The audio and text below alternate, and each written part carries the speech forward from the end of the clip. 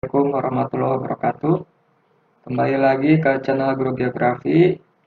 Di kesempatan kali ini kita akan coba memberikan materi terkait topik ini kelas 11 ya. Ini terkait dengan lingkungan hidup khususnya pembangunan berkelanjutan atau bahasa kerennya, bahasa Inggrisnya Sustainable Development.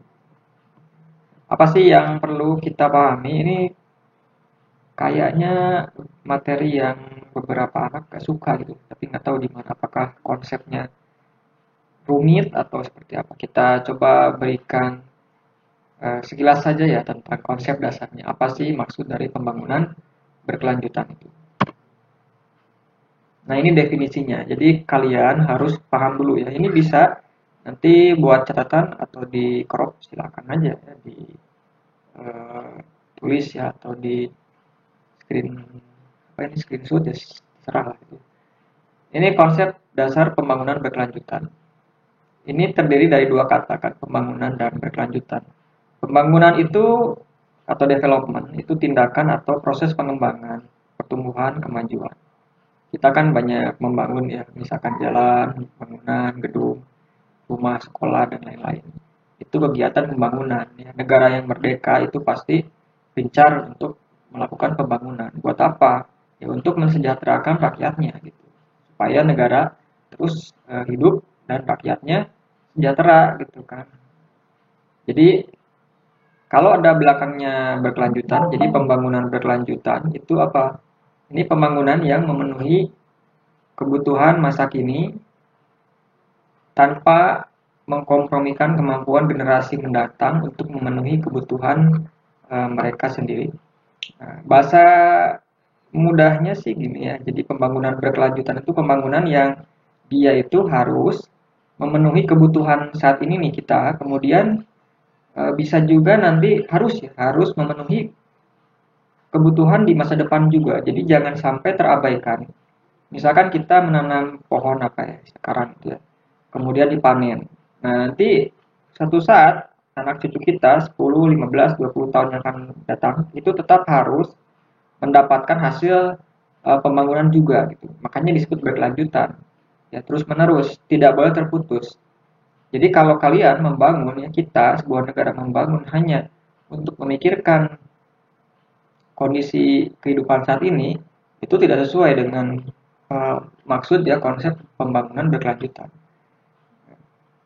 Jadi harus terus menerus ya. Jadi anak cucu kita harus bisa juga mereka itu punya hak untuk mendapatkan hasil juga dari kegiatan pembangunan itu. Dalam pembangunan berkelanjutan, keputusan kita harus mempertimbangkan dampak potensial. Nah, ini masyarakat, lingkungan, dan ekonomi. Jadi tiga prinsip pilar pembangunan berkelanjutan itu masyarakat, lingkungan, ekonomi. Ini pernah ada di soal USN nih kalau nggak salah ya. Jadi dengan mengingat bahwa tindakan kita akan memiliki pengaruh signifikan terhadap masa depan. Jadi tiga pilarnya pembangunan berkelanjutan itu masyarakat, lingkungan, dan ekonomi.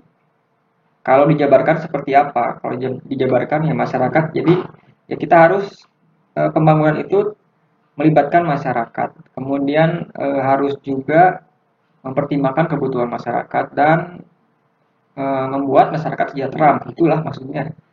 Ya. Kalau ada masyarakat yang nggak sejahtera, berarti pembangunan gagal, tidak berkelanjutan. Kemudian lingkungan ini maksudnya apa? Nah, jangan sampai ini yang jadi fokusnya nih. Lingkungan jangan sampai nanti menjadi rusak gitu ya, menjadi hilang, hancur dan malah mengundang bencana. Ya. Ini yang paling krusial. Kemudian ekonomi pastinya ya harus kita memikirkan faktor ekonomi ya. Nah, kita harus untung ya, gitu. Harus memiliki manfaat secara ekonomi dan ketika kita menggali kemudian membangun kan kita juga ngambil dari lingkungan. Nah, harus mendapatkan nilai tambah secara ekonomi gitu. Ya, supaya negara kita income-nya makin besar gitu ya, dan bisa mengelola nanti semua wilayah, semua masyarakat gitu. Jadi ini ya, ini tiga pilar pembangunan berkelanjutan ini kuncinya nih. Ini yang harus dicatat silakan. Nah, ini yang wajib kita pahami tentang sistem alam. Nah, ketika kita akan melakukan dan sedang melakukan pembangunan, maka kita harus paham dan uh, mengacu kepada 4 syarat ini. Ya, saya sering ketika mengajar juga ke anak-anak, bisa nggak menjelaskan apa maksud harmoni, diversity, interdependensi, dan sustainability. Nah, ini sering kita diskusikan. Jadi alam ini kan sumbernya bahan baku gitu kan, sumbernya apa namanya, sumber daya alam itu ya, tempat kita mengeksploitasi gitu kan. Cuman ya ini boleh-boleh saja, sah-sah saja haknya. Kita berhak untuk mengelola alam ini, mendaya gunakan. Cuman kita harus berpedoman pada 4 ini juga ya, syarat ini, bahwa alam itu memiliki sebuah syarat harmoni. Kita bahas satu persatu ya. Harmoni itu artinya keteraturan ya. Harmoni. Jadi harus selaras. Alam itu mensyaratkan adanya keselarasan. Ya, tidak boleh kita itu terlalu berlebihan. Ya. Kalau dalam ekologi ada kan prinsip main ecological dominannya. Jadi manusia itu makhluk yang dominan dalam ekosistem. Makanya kita banyak yang rusak gitu ya. Hutan-hutan pada hilang gitu ya. Kemudian dibangun pabrik, perumahan, apalah. Nah, harmoni itu artinya terjaga. Ya, ritme rantai makanan, ritme siklus air, ritme siklus sulfur ya, siklus nitrogen itu tetap terjaga karena itu adalah salah satu syarat utama kehidupan kita. Ya, kalau ada yang rusak maka akan terjadi nantinya bencana. Ya. Jadi harus mempertahankan harmoni ini. Ya. Kadar CO2 di atmosfer nggak boleh terlalu berlebihan. Ya. Harus kita berupaya mungkin zero apa namanya limbah ya, zero polutan gitu. Supaya apa? Kadar CO2 itu tetap stabil ya, harmoni dalam lingkup harmoni. Jadi nanti tidak terjadi pemanasan global. Kemudian diversity itu keberagaman. Jadi pembangunan berkelanjutan itu jangan sampai nanti akan merusak diversity keberagaman. Jangan sampai ada makhluk hidup komponen ekosistem yang hilang. Kalau ada satu komponen ekosistem yang hilang punah, maka pasti akan mengacaukan sistem rantai makanan. Pernah kalian mendengar berita tentang hama, serangan hama ulat bulu gitu kan, yang banyak itu nempel di dinding atau di pohon. Jijik, geli gitu kan. Itu gara-gara pastinya ada rantai makanan yang hilang gitu. Jadinya predatornya hilang, kemudian membludak di satu populasi. Nah, tidak boleh. Jadi harus berupaya akan tetap menjaga diversity keberagamannya.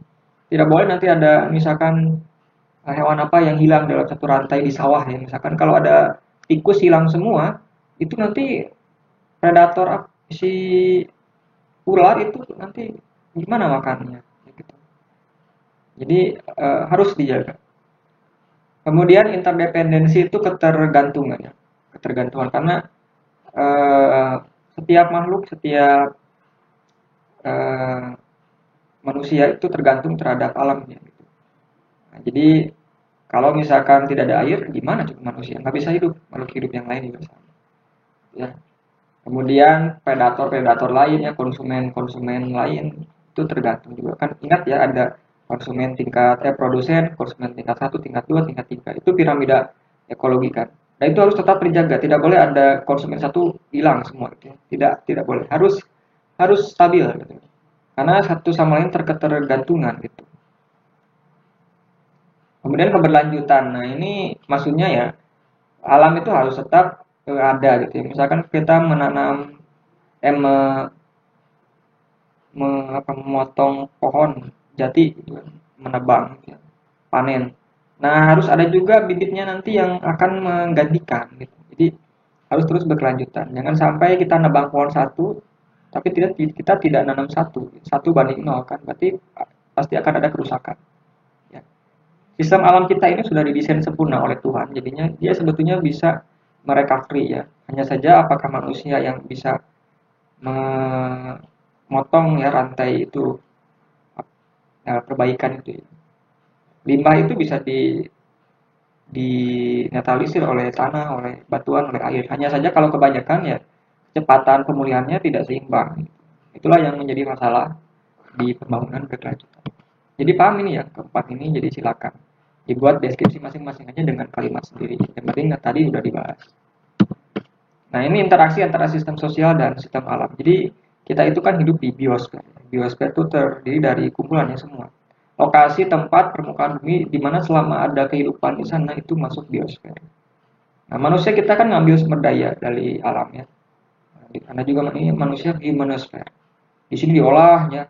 Wah, semuanya diolah, hewan ternak, kemudian pohon, apapun bahan baku diambil, dieksploitasi. Nah, ini jadinya apa? Buangan limbah. Ini yang bermasalah. Ya, ini yang menjadi perhatian kita manusia modern ya.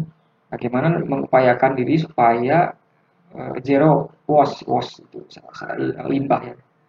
Kalau di negara lain itu sudah banyak ya yang mencoba untuk membuat teknologi yang meminimalisir limbah. Di kita kan coba lihat sungai di sekeliling, selokan, sampah apalagi. Ciri khas negara berkembang banget gitu ya. Jadi manusia nggak mungkin dapat bertahan tanpa lingkungan yang mampu memenuhi kebutuhan manusia. Kita harus menjaga lingkungan itu. Makanya tadi pembangunan berkelanjutan itu supaya kita juga harus memperhatikan aspek lingkungan, gitu ya. Jadi jangan sampai ada komponen lingkungan yang rusak. Nah, secara sistem ekonomi, nah kita juga ini ya berpatokan pada permintaan dan penawaran. Ya.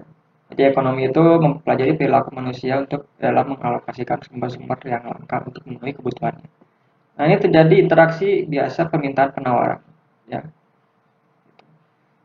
Apa maksudnya ini? Jadi aliran float dan tidak mengindahkan stok. Jadi permintaan kita banyak ya. Manusia kan makin banyak kebutuhannya.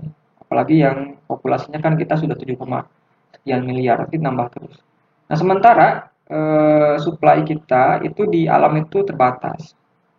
Ya, makanya hutan makin banyak hilang gitu kan. Danau-danau mulai banyak mengering. Itu dampak dari sebetulnya kita juga sih. Karena terlalu mengeksploitasi berlebihan. Tidak seimbang antara permintaan dengan supply yang ada di alam. Ya, makanya kita itu sekarang sedang mencoba membuat berbagai macam hal-hal sintetis gitu ya. Karena alam itu juga terbatas.